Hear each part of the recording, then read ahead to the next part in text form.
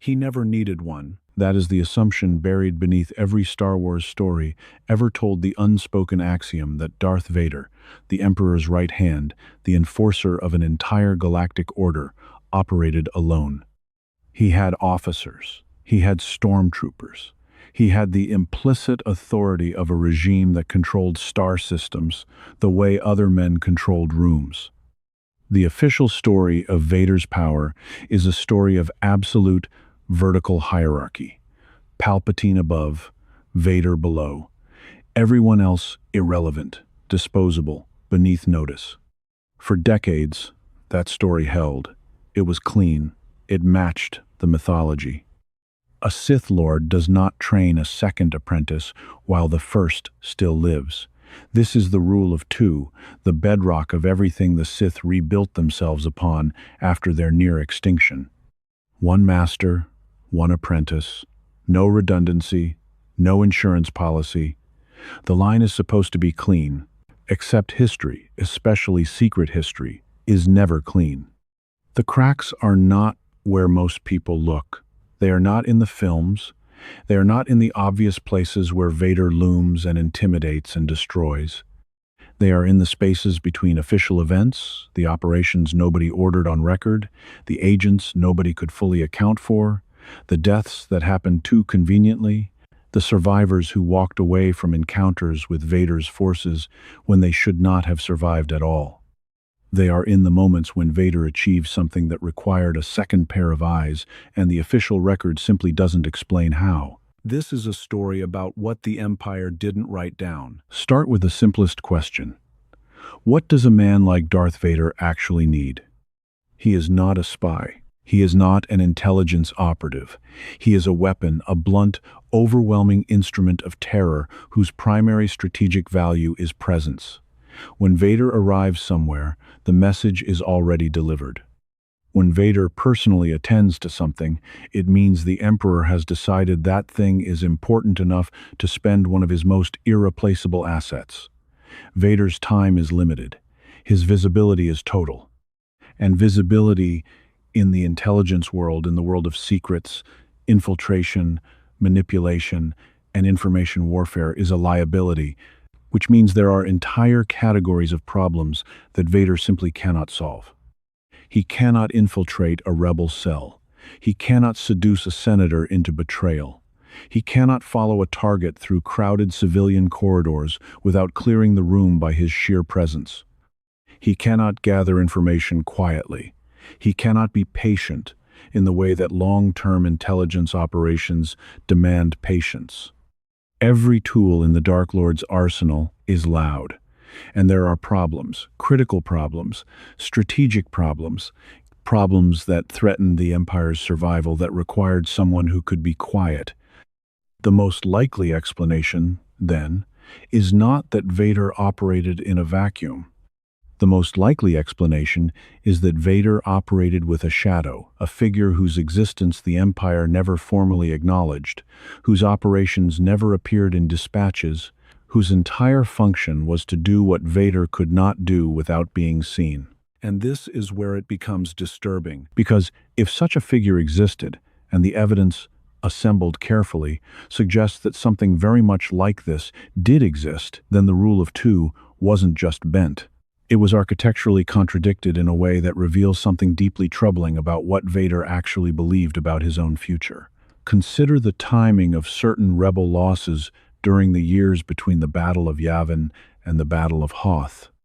In that window, a period of approximately 3 years, the Rebel Alliance suffered intelligence compromises that went far beyond what Imperial intelligence could explain through conventional means. Safe houses burned that should have been secure. Supply lines interdicted that were known to fewer than a dozen people. Contacts approached and turned who had never shown vulnerability to conventional Imperial pressure. When Rebel analysts examined the pattern of these losses, the profile didn't match any known Imperial intelligence methodology. The operations were too clean, too targeted, too personally informed about the specific psychological leverage points of the individuals being turned or neutralized. Imperial intelligence uses networks. Networks leave trails. Networks have multiple agents who carry fragments of the same intelligence, and when those networks fail, the failures are noisy, multiple compromises, blown covers, desperate overreach. What the rebels were experiencing wasn't that. What the rebels were experiencing looked like a single, highly capable individual who had been given detailed personal dossiers and the operational freedom to use them however they saw fit. Which means someone compiled those dossiers. Which means someone conducted the surveillance that filled them. Which means someone spent months, possibly years, embedded in or adjacent to rebel operations close enough to know not just locations, but personalities, relationships, loyalties, secrets, and that's only possible if someone was running that asset. Someone with enough institutional authority to give that agent access to Imperial resources without filing paperwork that would appear in any record the Alliance could eventually recover. Someone who operated outside the normal chain of command. Someone whose orders didn't go through Grand Moff Tarkin, or through the Director of Imperial Intelligence, or through any of the competing power centers of the Imperial bureaucracy. Someone who reported only to Vader. But the implication gets darker than operational logistics, because there's a second layer to this question that most analyses skip entirely. The rule of two exists for a reason. It is not merely procedural, it is philosophical. Sith doctrine holds that the apprentice must eventually surpass the master. The apprentice kills the master when the apprentice is strong enough, and in doing so, proves that the lineage continues forward, that the Sith tradition selects for strength through perpetual predatory succession. It is brutal, but it is coherent. The moment a master creates a second apprentice, they have introduced a variable the doctrine cannot contain, because the second apprentice now represents either a tool to manage the first apprentice, or an insurance policy against the master's own death, or both. Either way, it implies that the master does not trust the succession to work the way doctrine says it should. Which means if Vader had an unseen apprentice, he was telling us something about his relationship with Palpatine that he never said out loud. What happens next reframes everything, because a secret apprentice isn't just an intelligence asset. A secret apprentice is leverage. And leverage implies that whoever cultivated it was already thinking about what they would need if the primary relationship, the relationship with the Emperor, went wrong. Consider what Vader knew about Palpatine that no one else in the galaxy could fully understand. He had served the Emperor long enough to know that Palpatine did not invest in people. He invested in outcomes. He did not value Vader the man, or Anakin Skywalker the memory. He valued the weapon that Vader had become. And the moment that weapon became less useful than an alternative, Palpatine would replace it without hesitation.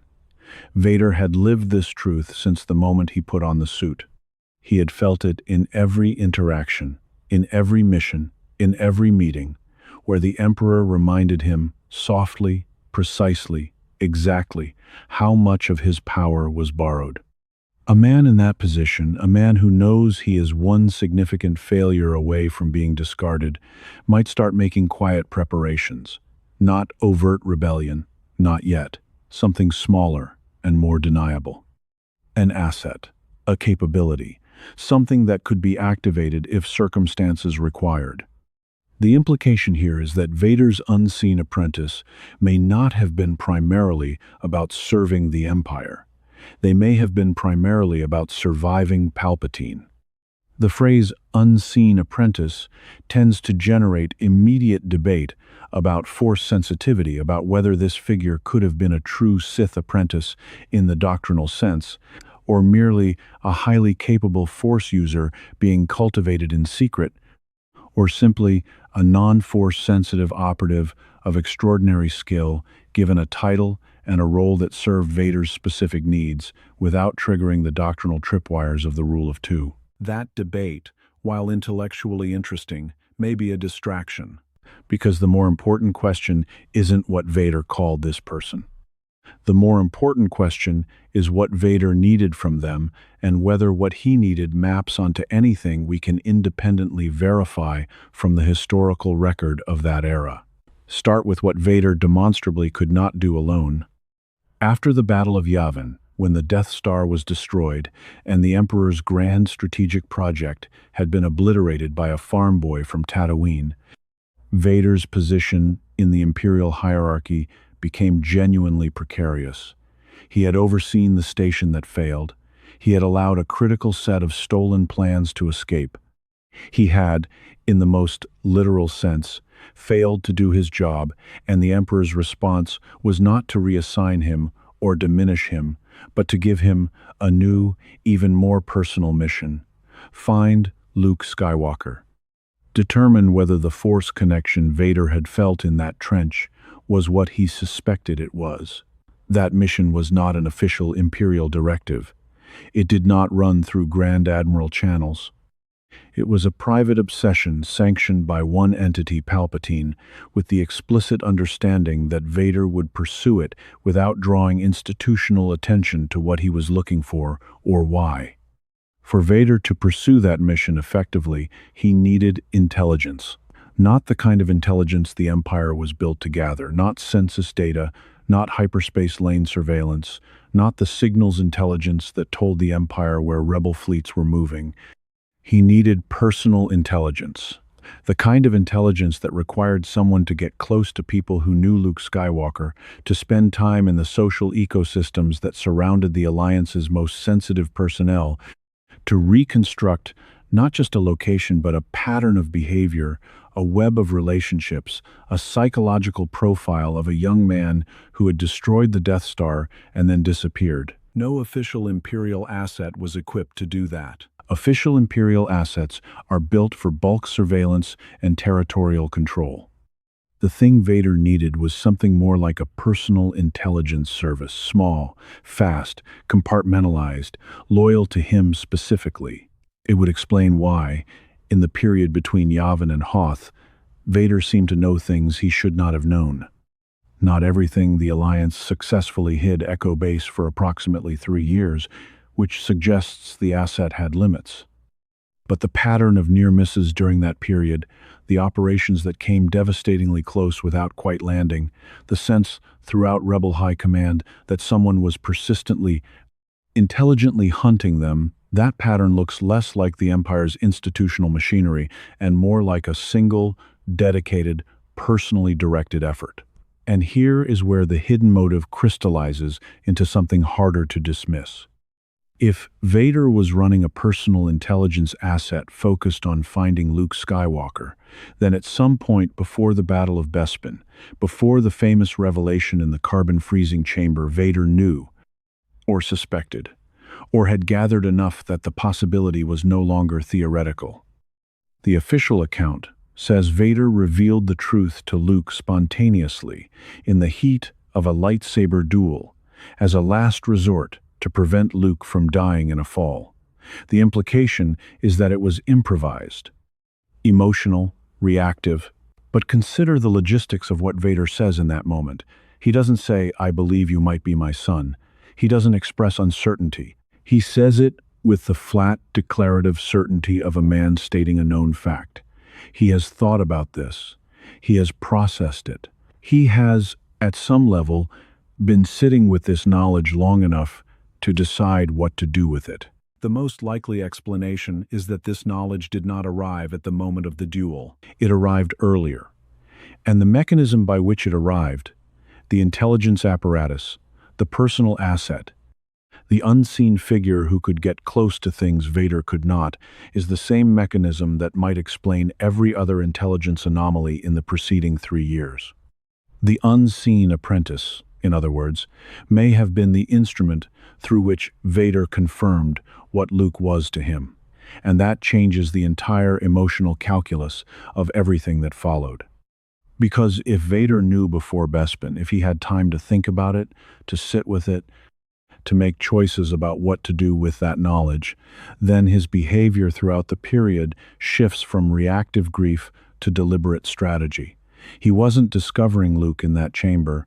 He was executing a plan he had been developing since before Cloud City, and that plan involved using Luke not as a rebel to destroy, but as a piece of leverage in the same quiet war Vader had been fighting against Palpatine's control since the day the Emperor created him. He needed an heir, not a successor in the Sith sense, not someone to kill him and inherit his title. He needed someone who could sit opposite Palpatine and change the balance of power in a dyad that had never been balanced. He needed a second player. The unseen apprentice may have been the means by which Vader found out who that player was. Luke was always the real objective. The apprentice was the instrument that got Vader there. This detail changes how we see the saga, because if this reading holds, if the unseen apprentice was functionally the bridge between Anakin Skywalker's buried identity and Vader's carefully constructed long game, then the story of the Empire years isn't really a story about the Rebel Alliance against the Galactic Empire.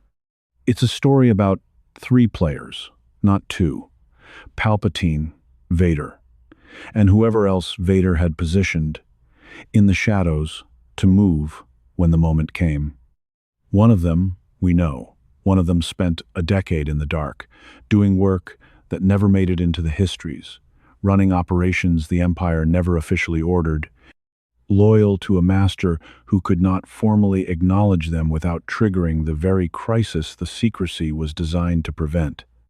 And then, when Vader chose the other path, when he chose Luke and chose the Force and chose whatever was left of Anakin Skywalker, what happened to that other figure? The question that never gets asked is the one that follows from everything above. If the unseen apprentice was real, if this person spent years embedded in Vader's private intelligence apparatus, running operations that fed Vader the information he needed to navigate both his mission for the Emperor and his growing private obsession with Luke Skywalker, then what happened to them when Vader died? Not died in the biological sense, died in the strategic sense. The moment Vader threw Palpatine into the reactor shaft on the second Death Star, the entire structure that had given his unseen apprentice their role, their authority, their operational purpose ceased to exist. There was no more Vader. There was no more Emperor. There was, briefly, Anakin Skywalker, a dying man in a black suit, in the arms of his son, on a space station about to be destroyed. The unseen apprentice, wherever they were at that moment, would have felt it. The Force is not selective about what it communicates to those who can hear it. The collapse of that much power, the death of the Emperor, the breaking of the Sith's grip on the dark side of the Force would have registered as an event, even for someone who had never formally been initiated into the Sith tradition, a door closing, a signal going silent. And then what? This is the consequence the official histories cannot answer, because the official histories don't acknowledge the question.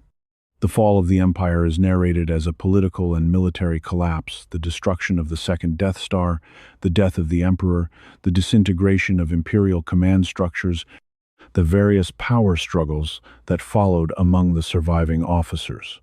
What the official account does not contain is any reckoning with the human debris of Vader's secret operations.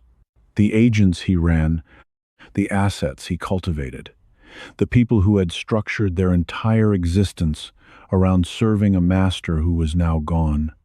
In ordinary institutional contexts, when a patron falls, the clients scramble for new patronage. They defect. They bargain. They find someone else with enough power to shelter them in exchange for the knowledge they carry. The transition is visible and messy, and it leaves records. But Vader's unseen apprentice would not have behaved that way, because their knowledge was not the kind you could easily monetize. They knew things about Vader's private intelligence operations. They knew things about the methods by which he located Luke Skywalker. They knew things, potentially, about the years between Mustafar and Yavin that Palpatine himself had never fully understood. And that knowledge, in the power vacuum that followed the Battle of Endor would not have made them valuable, it would have made them dangerous. The New Republic would have wanted them. What was left of the Empire would have wanted them. Anyone trying to understand how Palpatine's intelligence apparatus had actually functioned, as opposed to how it had officially claimed to function, would have wanted access to someone who had operated in its deepest, unrecorded layers, which means survival, for the unseen apprentice, would have required becoming exactly what they had always been: invisible, unacknowledged, operating in a space that no official history could see or confirm. The implication here is hard to ignore. The most effective intelligence asset Vader ever created would have been most effective precisely in the moment when no one knew they still existed. Consider what the period immediately following Endor actually looked like. The Empire did not simply collapse. It fragmented. Warlords emerged. Former officers carved out territory. Former intelligence operatives sold their services to the highest bidder, or formed their own power bases, or disappeared entirely into civilian life. The chaos was immense and deliberate. The New Republic spent years trying to account for what had happened to the Empire's human capital, and the honest answer is that they never fully succeeded. There are gaps. There are figures who appear in Imperial records up to a certain point and then simply stop appearing. There are capabilities that the Empire demonstrably had and that no one in the New Republic was ever quite able to account for. Some of that is bureaucratic entropy. Organizations collapse, and the documentation collapses with them. But some of it, the disappearances that are too clean, the figures who seem to have known in advance that they needed to vanish, the capabilities that resurface later in contexts that have no apparent connection to the imperial hierarchy, that category of disappearances tells a different story. That category looks less like people fleeing a collapsing institution and more like people executing a contingency plan they had prepared for exactly this scenario. If the unseen apprentice had survived, had spent years developing the capacity to operate without Vader's direct support, as any competent intelligence asset eventually must, then the fall of the Empire would not have been an ending for them. It would have been a transition, a renegotiation of purpose and affiliation. A moment to decide, without the structure of Vader's service shaping the options, what they actually wanted. And that question, what they wanted, absent the demands of the master who made them, is the one the official record cannot answer, because the official record does not acknowledge they existed. Here is what the timeline allows, if we are willing to sit with the darkest version of this implication. Vader's unseen apprentice, trained in secrecy, operational in the shadows, carrying knowledge that no one else possessed about the methods and priorities of one of the galaxy's most powerful Force users. That person did not die on the second Death Star. They were not in the throne room. They were not part of the battle group. They were somewhere else, doing the kind of work that gets done before a confrontation of that scale. The preparatory work that exists to shape the outcome rather than participate in it. And if they were already moving pieces in advance of Endor, already positioning, already preparing, already thinking about what came after, then the battle we remember may not have been the most important thing happening that night. Vader's death ended Vader's story. The rule of two ended with the Emperor. But the shadow that Vader had cast, the structure of a personal intelligence apparatus built outside every official channel, loyal to a master who is now gone, that didn't end. Structures like that don't end when their architects die. They find new purposes. They find new masters. They find, eventually, a way to keep existing that no history can account for, because no history knew they were there in the first place. There's a pattern in everything the post-imperial era produced, in the rise of forces that seem to emerge from nowhere, in the capabilities that appeared in the First Order that went far beyond what a fragmented Imperial remnant should have been able to assemble, in the intelligence on New Republic movements that someone, somewhere, was consistently gathering and acting on without any apparent institutional basis that might, if you look at it from the right angle, suggest a continuity. Not an institutional continuity, not the empire in another form, something smaller and more durable. A capability that survived precisely because it had never been officially part of anything, because the only person who had known about it was a man in a black suit who had chosen, at the end, to let himself die. The heir to that capability, if it existed, would have been free. Free from the rule of two, free from the Emperor's control, free from the entire architecture of Sith succession that had constrained every move Vader ever made, free to decide, for the first time, what they actually wanted the galaxy to become. That doesn't prove the unseen apprentice shaped what came after. But if that's what happened, if someone moved through the chaos of the post-Imperial era with the training and the intelligence and the operational freedom that Vader's hidden investment had produced, great many things that looked like coincidence start to look less accidental. And if that's true, what else have we been calling coincidence? If you want more Star Wars truths that are rarely examined, you know where to find them. Before you go, drop a comment below.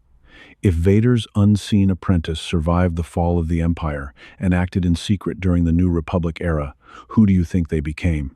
And what would they have done with their freedom? Subscribe if the galaxy's hidden histories are what keep you watching until the very end.